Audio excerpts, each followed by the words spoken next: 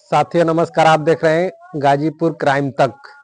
आज की जो कहानी है वह उत्तर प्रदेश के हमीरपुर की है। आपको बता दें कि जैसे आजकल शादी होता है 7 जन्मों के लिए, और 7 जन्मों के लिए 7 फेरों के साथ होता है, लेकिन एक लड़की के साथ ऐसा हुआ कि वह 7 दिन तक ही जिंदा रह पाई। शादी के बाद ऐसा उसके साथ अभद्र तरीके से उसके साथ उसके सुहाग रात मनाया गया कि वह 7 दिन के अंदर ही उसको मृत्यु को वो चली गई। और आपको बता दें कि इस कहानी का सुनाने का उद्देश्य है कि आप जो अपने दोस्तों के गलत व्यवहार और तरीकों को सुनकर जो आप गलत तरीके से सुहाग रात मनाने की कोशिश करते हैं, उसी को आपको ध्यान में रखते हुए ऐसा न करें, क्योंकि आज का ये कहानी उसी पर है और ये जीता जागता साबुत है।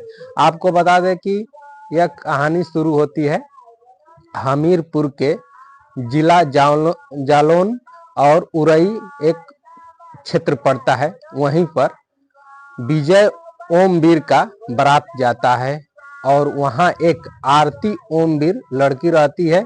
उसके साथ उसकी 3 फरवरी को शादी होती है और शादी होने के बाद वहां तमाम तरीके से रस्में निभाई जाती हैं। रात में जो पंडित आए हुए थे उस तमाम तरीके से 7 फेरा होता है। तमाम तरीकों से वहां पर रस्में निभाकर 4 फरवरी को खुशी खुशी उस लड़की को विदा करता है उसका भाई, क्योंकि उसके माता पिता का पहले ही मृत्यु हो गया होता है।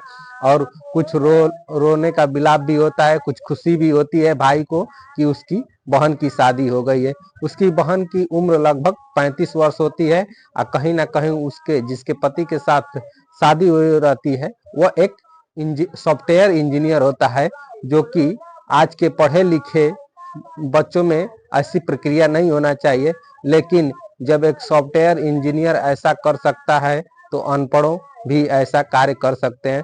तो आपको बता दें कि जब वो 4 तारीख को वापस घर लेकर आता है अपने दुल्हन को, धीरे धीरे शाम ढलती है।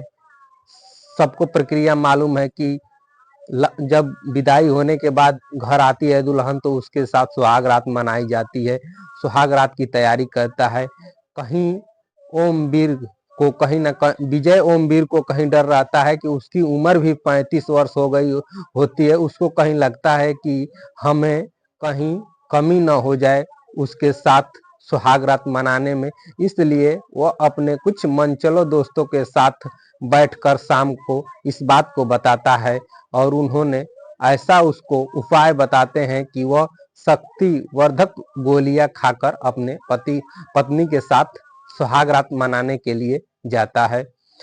धीरे धीरे रात में दोनों सुहाग रात मनाने लगते हैं। आपको बता दें कि दुल्हन जो है वह उसके साथ कंफर्टेबल नहीं होती है, क्योंकि यह शक्तिवर्धक गोलियां खाया रहता है और जबरदस्ती और अप्रिय तरीके से उसके साथ सुहाग रात मनाता है, जो कि गलत तरीके से, जिससे वह पत्नी उसके साथ सेक्रीफाई नहीं हो पाती है और यह जोर जबरदस्ती तरीके से पहले दिन सुहाग रात मनाता है और उसकी तबीयत थोड़ी मोड़ी खराब हो जाती है।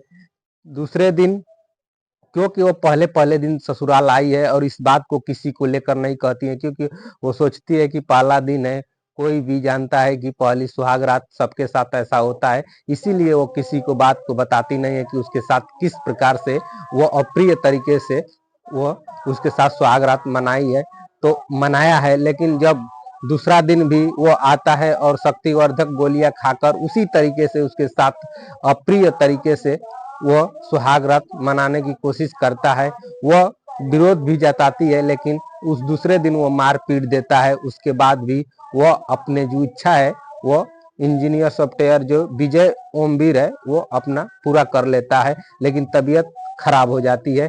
फिर झोला छाप डॉक्टर से उसको दवा दिलाते हैं, उसको उल्टियां होने लगती है।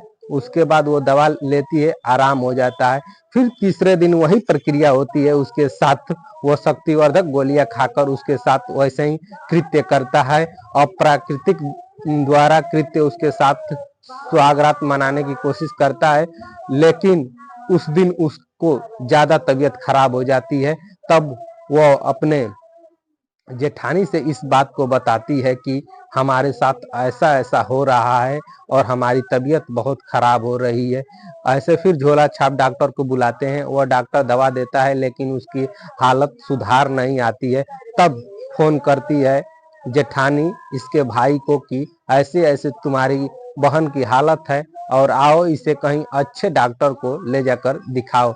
उसका भाई 2-3 दिन शादी के कामों में वो बिजी रहता है, जो कि शादी के बाद भी जो घर में बहुत लोग आए रहते हैं उसके चलते वो बिजी रहता है। वो करीब 5-6 तारीख को आता है और 6 तारीख को आता है, देखता है तो उसकी बहन की सही में हालत बहुत खराब रहती है और वह अपनी बहन को लेकर जाता है और कानपुर नर्सिंग होम में ले जाकर एडमिट कराता है। वहाँ में एक नर्स रहती है और एक डॉक्टरनी रहती है, उसको चेक करके गोली खिलाकर दवा ववा देती है। थोड़ा सा आराम होता है, लेकिन उसकी तबीयत खराब होने लगता है फिर पुनः, और वह उसको मतलब उसका हॉस्पिटल में ट्रीटमेंट चलने लगता है लेकिन कोई सुधार नहीं आता है। उसका भाई काफी परेशान हो जाता है। उसके भाई की पत्नी यानी जो उसकी भाभी लगेगी वो भी आती है वहां पे। तो भाभी जब पूछती है कि तुम्हारे साथ ऐसा क्या हुआ कि तुमको इस हालत में जाना पड़ा, तब वो बताती है कि मेरा पति जो है वो शक्तिवर्धक गोलियां आकर खाकर और हमारे साथ अप्रिय तरीके से हमारे साथ संबंध बनाता था, संभोग करता था और मना करने पर वह मानता नहीं था और हमें बहुत दर्द होता था। बता दें कि डॉक्टरों द्वारा बताया जाता है कि उसका जो प्राइवेट पार्ट है वह डैमेज हो चुका रहता है। डॉक्टरों द्वारा यह भी कहा जाता है कि लगता है कि इसके साथ कम से कम 7 से 8 लोग इसके साथ बलात्कार किए हैं, उस प्रकार से इसका प्राइवेट पार्ट डैमेज हो जाता है। आपको बता दें कि 8 फरवरी को उसका देहांत हो जाता है और लोग आसपास के सुनकर यही आश्चर्यचकित हो जाते हैं कि अभी तो उसकी 3 फरवरी को शादी थी और आज 8 फरवरी है और उसकी मृत्यु हो गई। यह सब सुनकर लोग रोने बिलखने लगते हैं गांव मोहल्ले के। जैसे तैसे उसका अंतिम क्रिया संस्कार किया जाता है, लेकिन जब वहां पर उसके भाभी से पूछा जाता है, एक मीडिया खबर मीडिया में भी चलने लगती है और मीडिया जब पूछती है उसके भाभी से कि अच्छा बताइए उसके साथ क्या होता है, तो इस बात को वो बताती है कि ऐसे ऐसे हमारी ननद ने बताया था कि उसके साथ शक्तिवर्धक गोलियां खाकर उसके साथ लगातार 4 से 5 दिन संबंध बनाया गया था। और साथ में जो कि नर्सिंग की डॉक्टरनी रहती है, वह भी ये बताती है कि उसका प्राइवेट पार्ट डैमेज हो गया रहता है। बहुत लोग उसके साथ बलात्कार किए थे और उसका प्राइवेट पार्ट डैमेज हो गया रहता है, लेकिन इस बात को उसका पति जो सॉफ्टवेयर इंजीनियर है वो इस बात को नहीं मानता है। वो कहता है कि मेरे साथ शादी हुआ उससे पहले वो बीमार थी और मेरे से झूठ बोलकर शादी किया गया है। लेकिन अब इसमें जांच पड़ताल पुलिस कर रही है और उसका भाई ने एसपी को अज्ञात करके मुकदमा दर्ज करा दिया है। अब यह जांच पड़ताल करने के बाद पता चलेगा कि उसके साथ क्या हुआ था क्या नहीं। तो यह कहानी सुनाने का मेरा किसी को आघात या किसी के दिल को ठेस पहुंचाने का उद्देश्य नहीं है। यह कहानी सुनाने का उद्देश्य है कि आप स्वयं सतर्क और सावधान रहें और ऐसे विसंगतियों से दूर रहें। आपसे फिर मिलेंगे।